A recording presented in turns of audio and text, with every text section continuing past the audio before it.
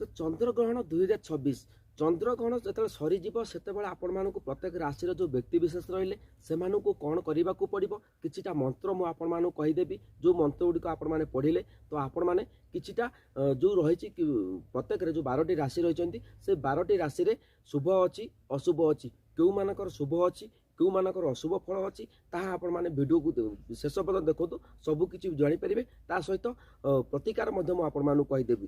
ତେବେ ମନେ ରଖନ୍ତୁ, ଆମେ ଯଦି ଯିବା ପୁରାଣ ଅନୁସାରେ ଆମେ ଦେଖିବା ଏଇ ଯେଉଁ ଚନ୍ଦ୍ରଗ୍ରହଣ କାହିଁକି ହୁଏ, ପୁରାଣ କ'ଣ କହୁଛି, ସାଇନ୍ସ କ'ଣ କହୁଛି। ତ ଆମେ ଆଜିକା ଡେଟ୍ରେ ଆମେ ପୁରାଣକୁ ମାନିବା ନା ସାଇନ୍ସକୁ ମାନିବା। ତ ଦେଖନ୍ତୁ ପୁରାଣ କ'ଣ କହୁଛି ନା, ଯେତେବେଳେ ସମୁଦ୍ର ମନ୍ଥନ ସମୟରେ ଯେତେବେଳେ ଯେଉଁ ଅମୃତଟି ବାହାରିଥିଲା ସେଇ ଅମୃତ ଯିଏ ପିଇବେ ତ ସେମାନେ ଅମରବର ପାଇବେ। ତ ଏହା ଦେଖି କ'ଣ ରାହୁ କ'ଣ କଲା ନା ଚାଲାକରେ ଆସି ସେ ଅମୃତକୁ ପିଇଦେଲେ। ତ ଏହାକୁ ଦେଖି ସୂର୍ଯ୍ୟ ଦେବତା ଆଉ ଆମର ରହିଲେ ସୂର୍ଯ୍ୟ ଦେବତା ଆଉ ଚନ୍ଦ୍ର ଦେବତା ସେମାନେ କ'ଣ କଲେ ନା ଯାଇକି ଶ୍ରୀକୃଷ୍ଣଙ୍କୁ କହିଦେଲେ। ଶ୍ରୀକୃଷ୍ଣ ଯେତେବେଳେ କହିଦେଲେ ତ ସେ ସମୟରେ ଶ୍ରୀକୃଷ୍ଣ କ'ଣ କରିଛନ୍ତି ନା ତାଙ୍କର ସୁଦର୍ଶନ ଚକ୍ରକୁ ଶ୍ରୀକୃଷ୍ଣ ଯେତେବେଳେ କହିଦେଲେ ସେମାନେ ସୁଦର୍ଶନ ଚକ୍ର ଛାଡ଼ିଛନ୍ତି ଯେ ରାହୁର ମୁଣ୍ଡଟି ଅଲଗା ହେଇଗଲା। ଏହାଦ୍ୱାରା କ'ଣ କଲେ ରାହୁ ରାଗ ରଖିକି ତ ସେ ସୂର୍ଯ୍ୟଙ୍କୁ ଗିଳିବାକୁ ପ୍ରୟାସ କରୁଛି ପ୍ଲସ୍ ଚନ୍ଦ୍ରକୁ ମଧ୍ୟ ଗିଳିବାକୁ ପ୍ରୟାସ କରୁଛି, ଯାହାଫଳରେ ଆମେ ସୂର୍ଯ୍ୟପରାଗ ମଧ୍ୟ କହନ୍ତି ଆଉ ଚନ୍ଦ୍ରଗ୍ରହଣ ମଧ୍ୟ ଆମେ କହୁଥାଉ।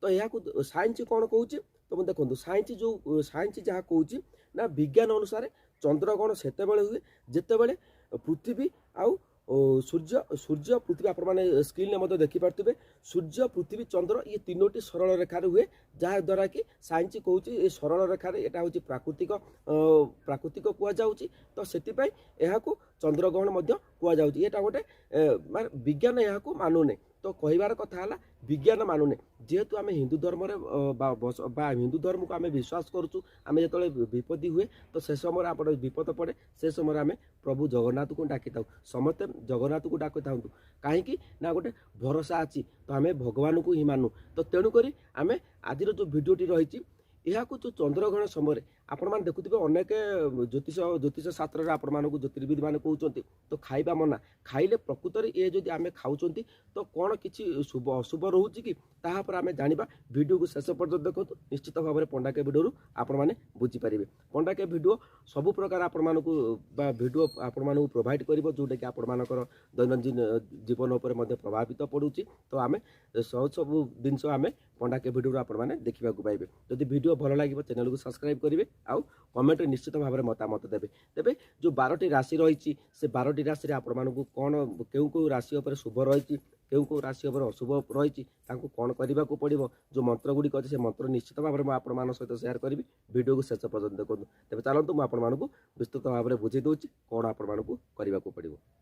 ତ ଦେଖନ୍ତୁ ଯେଉଁ ଚନ୍ଦ୍ରଗ୍ରହଣ ସମୟରେ ଖାଇବା କାହିଁକି ମନା କରାଯାଏ, ଦେଖନ୍ତୁ ପୁରାଣ କ'ଣ କହୁଛି ନା ପୁରାଣ କହୁଛି ଯେତେବେଳେ ରାହୁ ଗ୍ରହଣ ସମୟରେ ଚନ୍ଦ୍ରକୁ ଗିଳେ ଏହି ସମୟକୁ ଅଶୁଭ ମନାଯାଏ। ଦେଖନ୍ତୁ ବିଶ୍ୱାସ ଅନୁସାରେ ଖାଦ୍ୟ ଅଶୁଦ୍ଧ ହୋଇପାରେ, ଶରୀର ଓ ମନ ଉପରେ ଖରାପ ପ୍ରଭାବ ପଡ଼ିପାରେ, ସେହିଭଳି ଉପବାସ କିମ୍ବା ଜପତପ କରିବାକୁ କୁହାଯାଏ। ଭିଡ଼ିଓକୁ ଶେଷ ପର୍ଯ୍ୟନ୍ତ ଦେଖନ୍ତୁ। ପ୍ରତ୍ୟେକ ରାଶିରେ ଯେଉଁ ମନ୍ତ୍ର ଗୁଡ଼ିକ ଅଛି ସେ ମନ୍ତ୍ର ଗୁଡ଼ିକ ଆପଣମାନେ କହିବା ନିହାତି ଦରକାର, କାରଣ ଚନ୍ଦ୍ରଗ୍ରହଣ ପରବର୍ତ୍ତୀ ସମୟରେ ଆପଣମାନଙ୍କୁ ହିଁ କରିବାକୁ ପଡ଼ିବ।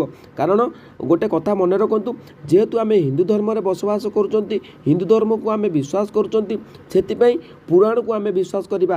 ପୁରାଣ ଆପଣମାନେ ପୂର୍ବପୁରୁଷକୁ ଆମେ ଦେଖିବାକୁ ଗଲେ ପୂର୍ବ ବର୍ଷକୁ ଯଦି ଆମେ ଫେରିବାକୁ ଯିବା ତ ସେ ସମୟରେ ଥିଲା ଗୋଟେ ପ୍ରକାର, ବର୍ତ୍ତମାନ ଦେଖନ୍ତୁ ଅନେକ କିଛି ବଦଳି ଯାଇଛି। କାରଣ ଆମେ ବାସ୍ତୁ ବା ପୁରାଣକୁ ଆମେ ମାନୁନୁ, ସାଇନ୍ସକୁ ମାନୁଛୁ।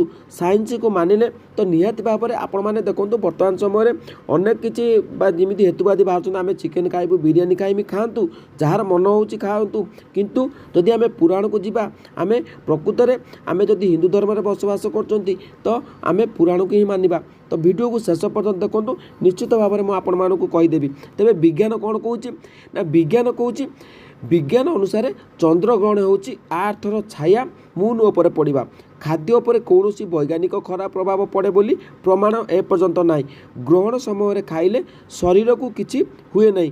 ଗର୍ଭବତୀ ମହିଳାମାନେ ମଧ୍ୟ ସାଧାରଣତଃ ଭାବରେ ଖାଇପାରନ୍ତି, ଚିକିତ୍ସା ଦୃଷ୍ଟିକୋଣରୁ ନିଷେଧ ନାହିଁ। ତ ଦେଖନ୍ତୁ ବିଜ୍ଞାନ କ'ଣ କହୁଛି ନା ଆର୍ଥ ଉପରେ ମୁନ୍ର ଛାୟା ପଡ଼ୁଛି, ତେଣୁକରି ଏହା ଖାଦ୍ୟ ପଦାର୍ଥ ଉପରେ ବିଷାକ୍ତ ହୁଏନି। पुराण कौन कौचे ना जिते राहु चंद्र को गिड़ी दौर से समय अशुभ मना जाए कारण आपण मैंने जानते आम हिंदू धर्म में बसवास कर हिंदू धर्म में जो मैंने आम जातक को विश्वास कर कुंडली क्या नहीं करा जाए ना पुराण शास्त्र अनुसार कुंडली गठन करा जाए जो कुंडली रही आपण मानकर अनेक किसी परिवर्तन करा जाए कुंडली अनुसार जातक अनुसार आपण मैंने देखूँ जदि ग्रह ग्रह इष्ट किसी रोचे तेज आपण मैंने ज्योतिष मान को भेटुंट कहीं भेटुंट गोटे विश्वास अच्छी विश्वास मूल ही भगवान तो आपण मैंने आम विश्वास कले ही आम भगवान को पाइबा तेरे चलतु आहरी कौन अच्छी मुझे आपण मानक बतई दूसरी तेरे मन रखुवे तो देखो गोटे कथा आपण मैंने जानी जेहेतु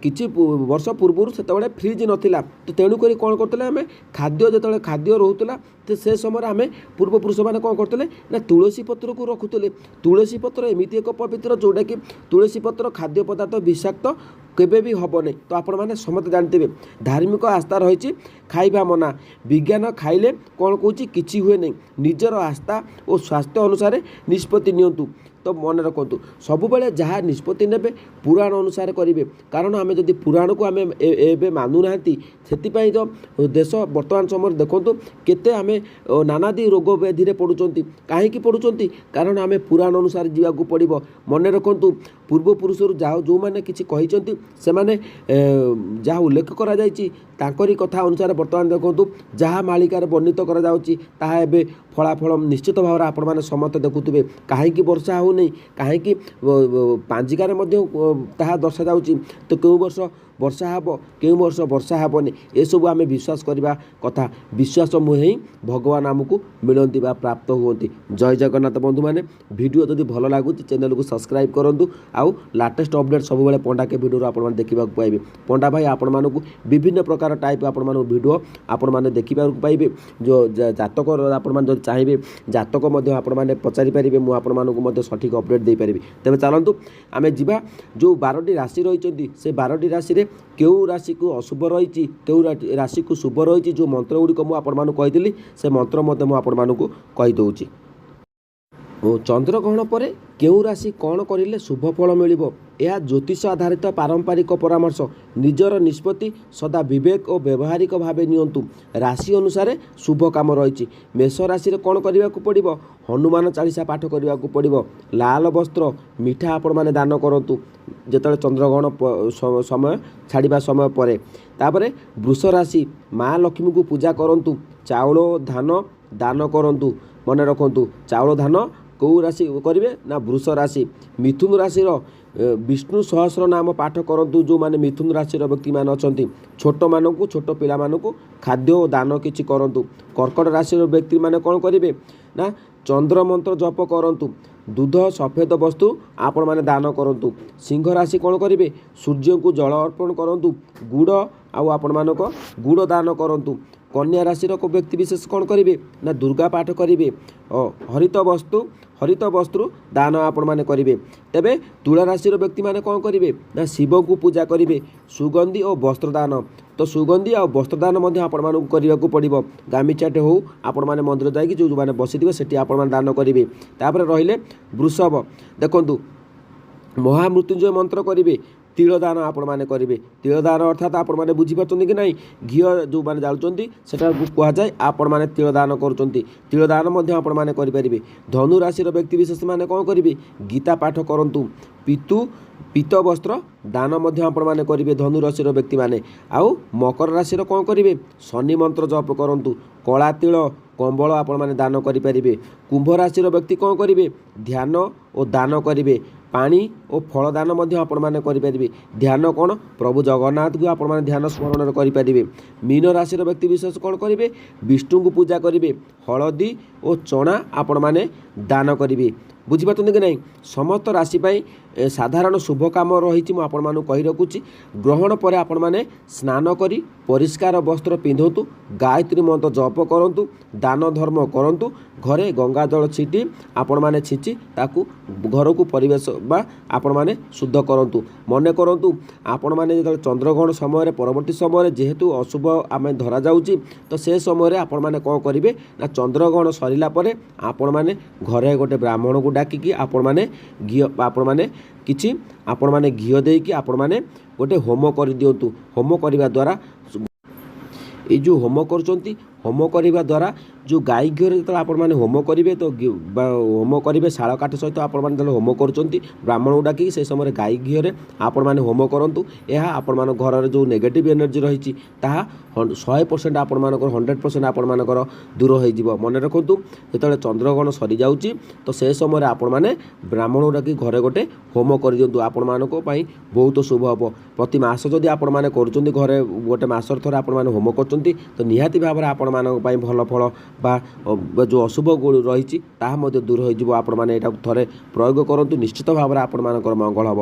ତେବେ ଯେଉଁ କଥା ମୁଁ ଆପଣମାନଙ୍କୁ କହିଥିଲି, ତେବେ କେଉଁ କେଉଁ ରାଶିର ବା ଶୁଭ ପ୍ରଭାବ ରହିଛି ମୁଁ ଆପଣମାନଙ୍କୁ କହିବି, କେଉଁ ରାଶିର ଅଶୁଭ ପ୍ରଭାବ ମଧ୍ୟ ରହିଛି। ଦେଖନ୍ତୁ, ମେଷ ରାଶିରେ ନୂତନ ଆରମ୍ଭର ସୁଯୋଗ ଆପଣମାନେ କରିପାରିବେ, ଆତ୍ମବିଶ୍ୱାସ ବୃଦ୍ଧି ପାଇବ ଏଇ ଯେଉଁ ଚନ୍ଦ୍ରଗ୍ରହଣ ସରିଲା ପରେ। ମିଥୁନ ରାଶିର କ'ଣ, ଯୋଗାଯୋଗରେ ଭଲ ଲାଭ ଆପଣମାନଙ୍କର ଭଲ ରହିବ, ଶିକ୍ଷା ଓ କାର୍ଯ୍ୟରେ ଉନ୍ନତି ମଧ୍ୟ ଘଟିବ। ସିଂହ ରାଶିର କ'ଣ ରହିଛି, ସମ୍ମାନ ଓ ପ୍ରତିଷ୍ଠା ମଧ୍ୟ ବଢ଼ିବ, ନେତୃତ୍ୱ ଶକ୍ତି ବଢ଼ିବ। ଧନୁ ରାଶିର ଯେଉଁ ବ୍ୟକ୍ତି ରହିଛନ୍ତି ଭାଗ୍ୟ ସହଯୋଗ ଦେବ, ଧାର୍ମିକ ରୁଚି ବଢ଼ିବ। ମୀନ ରାଶିର ଆଧ୍ୟାତ୍ମିକ ଲାଭ ରହିବ, ମନୋବଳ ଶକ୍ତିଶାଳୀ ହେବ। ସାବଧାନ କେଉଁ କେଉଁ ରାଶି ରହିବେ ନା ବୃଷ ରାଶି, ଅର୍ଥ ଖର୍ଚ୍ଚରେ ସାବଧାନ ରହିବ, ପାରିବାରିକ ମତଭେଦ ଏଡ଼ାନ୍ତୁ। ଆପଣମାନେ ବୃଷ ରାଶିର ଯେଉଁମାନେ ଦେଖୁଛନ୍ତି, କର୍କଟ ରାଶିର ଭାବନା ନିୟନ୍ତ୍ରଣ କରନ୍ତୁ, ସ୍ୱାସ୍ଥ୍ୟ ଧ୍ୟାନରେ ରଖନ୍ତୁ। କନ୍ୟା ରାଶିର ଯେଉଁ ବ୍ୟକ୍ତିବିଶେଷ ରହିଲେ କାର୍ଯ୍ୟକ୍ଷେତ୍ରରେ ଧୈର୍ଯ୍ୟ ରଖନ୍ତୁ, ଆପଣମାନଙ୍କ ପାଇଁ ଭଲ ହେବ। ତର୍କ ଏଡ଼ାନ୍ତୁ, ଯୁକ୍ତିତର୍କ ଆପଣମାନେ କରନ୍ତୁ ନାହିଁ। ବୃଷଭ ରାଶିର କ'ଣ ରହିଲେ, ରାଗ ନିୟନ୍ତ୍ରଣ କରନ୍ତୁ, ବଡ଼ ନିଷ୍ପତ୍ତି ପଛକୁ ରଖନ୍ତୁ, ହଠାତ୍ ଆପଣମାନେ ବଡ଼ ନିଷ୍ପତ୍ତି ନିଅନ୍ତୁ ନାହିଁ। ମକର ରାଶି, କାର୍ଯ୍ୟଚାପ ବଢ଼ିପାରେ, ଅନାବଶ୍ୟକ ବିବାଦ ଏଡ଼ାନ୍ତୁ, ତ ଏହାକୁ ଆପଣମାନେ ଏଡ଼ାଇବାକୁ ପଡ଼ିବ। କୁମ୍ଭ ରାଶିର ବ୍ୟକ୍ତିବିଶେଷର କ'ଣ ରହିଲେ, ସମ୍ପର୍କରେ ଭୁଲ ବୁଝାବୁଝି ଆପଣମାନେ ଯଦି କରୁଛନ୍ତି ତେବେ ଆପଣମାନଙ୍କ ପାଇଁ ଏହା ବହୁତ ବିପଜ୍ଜନକ ମୁହୂର୍ତ୍ତ ହେବ।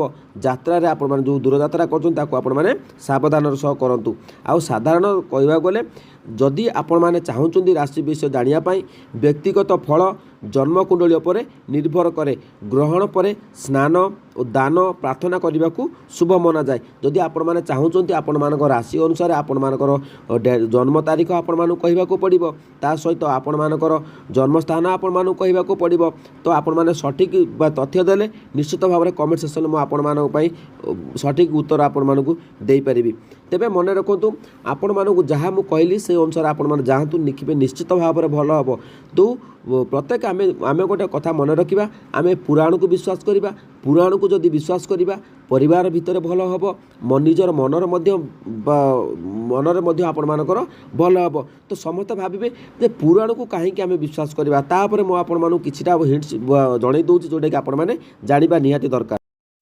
ତେବେ ଚନ୍ଦ୍ରଗ୍ରହଣ ସମୟରେ ପରବର୍ତ୍ତୀ ପାର୍ଟ ଛାଡ଼ିବା ସମୟରେ ଆପଣମାନେ ଯେଉଁ ରାଶିର ବ୍ୟକ୍ତିବିଶେଷ ଅଛନ୍ତି 12ଟି ରାଶିର, ସେମାନଙ୍କୁ ଗୋଟେ ମନ୍ତ୍ର ମୁଁ ଆପଣମାନଙ୍କୁ କହିବାକୁ ପଡ଼ିବ। ଏହା ଜପ କଲେ ଆପଣମାନଙ୍କ ପାଇଁ ଭଲ ହେବ। ପ୍ରଥମେ ଆସିବା ଆମେ ମେଷ ରାଶି। ଓଂ ଅଙ୍ଗାରକାୟ ନମଃ, ଆପଣମାନେ ମଙ୍ଗଳ ଶକ୍ତି ଓ ବୃଦ୍ଧି ପାଇଁ ଆପଣମାନଙ୍କୁ କରିବାକୁ ପଡ଼ିବ। ବୃଷ ରାଶିରେ ଆପଣମାନେ କ'ଣ କରିବାକୁ ପଡ଼ିବ, ଓଂ ଶୁକ୍ରାୟ ନମଃ, ଧନ ଓ ସୁଖ ପାଇଁ ଆପଣମାନଙ୍କୁ ଏହି ମନ୍ତ୍ରଟି ଜପ କରିବାକୁ ପଡ଼ିବ। ମିଥୁନ ରାଶିର ବ୍ୟକ୍ତିମାନେ କ'ଣ କରିବାକୁ ପଡ଼ିବ, ଓଂ ବୁଧାୟ ନମଃ, ବୁଦ୍ଧି ଓ ବ୍ୟବସାୟ ସଫଳତା ପାଇଁ ଆପଣମାନେ ମିଥୁନ ରାଶିର ବ୍ୟକ୍ତିବିଶେଷମାନଙ୍କୁ ଏହି ମନ୍ତ୍ରଟି ଆପଣମାନଙ୍କୁ ଜପ କରିବାକୁ ପଡ଼ିବ। କର୍କଟ ରାଶିର ଯେଉଁ ବ୍ୟକ୍ତିବିଶେଷ ଅଛନ୍ତି ସେମାନଙ୍କୁ କ'ଣ ମନ୍ତ୍ର ଜପ କରିବାକୁ ପଡ଼ିବ, ଓଂ ସୋମାୟ ନମଃ, ମନ ଶାନ୍ତି ପାଇଁ ଆପଣମାନଙ୍କୁ ଏହି ଜପ କରିବାକୁ ପଡ଼ିବ। ସିଂହ ରାଶିର ବ୍ୟକ୍ତିବିଶେଷ କ'ଣ ଜପ କରିବାକୁ ପଡ଼ିବ, ଓଂ ସୂର୍ଯ୍ୟାୟ ନମଃ, ଆତ୍ମବଳ ଓ ସମ୍ମାନ ପାଇଁ ଆପଣମାନଙ୍କୁ ଏହା ମନ୍ତ୍ରଟି ଆପଣମାନଙ୍କୁ ଜପ କରିବାକୁ ପଡ଼ିବ। ଗାଧୋଇ ଆସିକି ଆପଣମାନେ ନୂଆ ବସ୍ତ୍ର ପିନ୍ଧି, ଆପଣମାନେ ସଫା ବସ୍ତ୍ର ପିନ୍ଧି ତାକୁ ଆପଣମାନେ ଜପ କରିବାକୁ ପଡ଼ିବ। କନ୍ୟା ରାଶିର ବ୍ୟକ୍ତିବିଶେଷ ଆପଣମାନଙ୍କୁ କ'ଣ ମନ୍ତ୍ର ଜପ କରିବାକୁ ପଡ଼ିବ, ଓଂ ବୁଧାୟ ନମଃ, ଚିନ୍ତା ଦୂର କରିବାକୁ ଏହି ମନ୍ତ୍ରଟି ଆପଣମାନଙ୍କୁ ଜପ କରିବାକୁ ପଡ଼ିବ। ତୁଳା ରାଶିର ବ୍ୟକ୍ତିବିଶେଷ କ'ଣ କରିବାକୁ ପଡ଼ିବ, ଓଂ ଶୁକ୍ରାୟ ନମଃ, ପରିବାର ସୁଖ ପାଇଁ ଆପଣମାନଙ୍କୁ ଓଂ ଶୁକ୍ରାୟ ନମଃ ଆପଣମାନଙ୍କୁ ଜପ କରିବାକୁ ପଡ଼ିବ।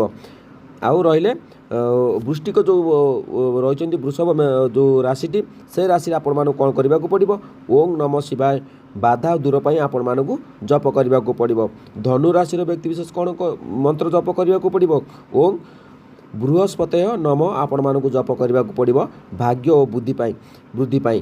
ମକର ରାଶିର ଯେଉଁ ବ୍ୟକ୍ତି ଅଛନ୍ତି, ଓଂ शनिश्चराय नम आपण मानू कष्ट कमिबा पाई कारण मकर राशि वर्तमान समय शनि जेहेतु अच्छा ओं शनिश्चराय नम आपण मानू जप करने को पड़ो। कुंभ राशि व्यक्तिशेष मानक ओं शनिश्चराय नम स्थिरता आपण मानू जप करने को पड़ो। मीन राशि व्यक्तिशेष आपण मानू ओं नम नारायण आध्यात्मिक शक्ति आपण मानक एसबू जप करने को पड़ो। मंत्र गुड़िक मुझे कहीदेली से मंत्र अनुसार आपण मैंने गाधेकी जो आपण मानक चंद्रग्रहण सरीज से समय आपण मैंने गाधेकी सफा वस्त्र पिंधतु जोटा कि आपण मैंने नूतन वस्त्र जब पिंधि थे तेज आहरी भल हम जो जो आपण उपाय मुझे कहली से उपाय जातु निश्चित भाव में आपण मानकर भल हम। जदि भिडियोटी भल लगे चैनल को सब्सक्राइब करूँ निजर मतामत कमेंट सेक्शन जनातु। जय जगन्नाथ। प्रभु जगन्नाथ समस्त को भलरे रखंतु आम ओडिशावासी समग्र भारतवासी को भलरे रखंतु। वर्तमान युद्धर जो भाव में विपत्ति आसी से समय आम पुराण को जीवा पुराण पांजिकार उल्लेख कराहब तो आपण मैंने आगू को ताहा देखिए। आउ जदि किसी पुराण विषय जानापी चाहूँ कमेंट करूँ मुझे आपण मानक भिडियो नहीं आसबि तो देखो किसी व्यस्तता भिडियो आसीपार नहीं पंडा के भिडियो रेगुलार तो आपण मैंने क्षमा करदे। जदि भिडियो भल लगुच तो चैनल को सब्सक्राइब करूँ। जय जगन्नाथ।